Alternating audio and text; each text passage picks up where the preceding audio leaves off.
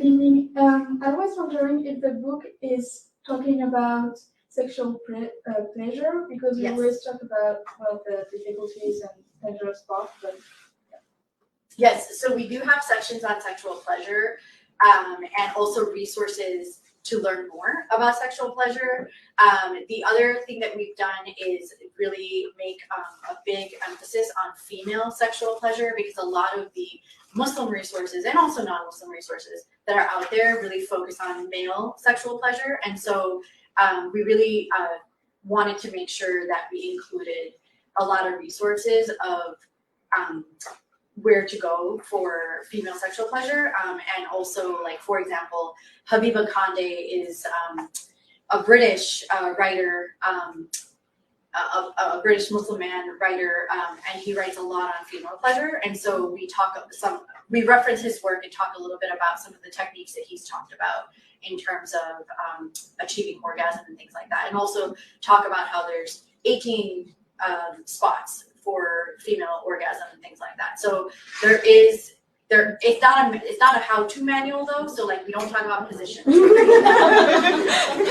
no diagram. Yeah, there's no diagram. No, I should have thought my book now. There are resources where you can get those diagrams, but it's not.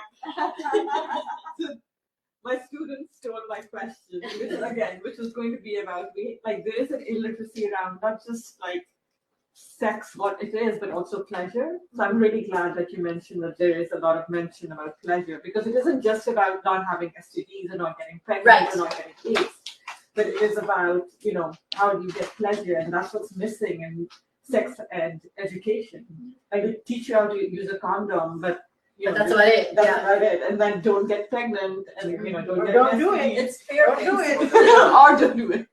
Anyway. It's very fear-based and it's very abstinence-based, and we're trying to move away from that, because I think we both have public health backgrounds and we know that abstinence-based sex education doesn't work.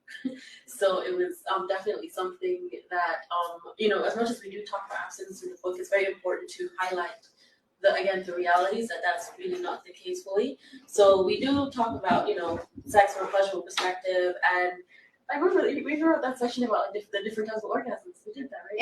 And masturbation. And all of the things that we shouldn't people think we shouldn't be talking about, we talk about it.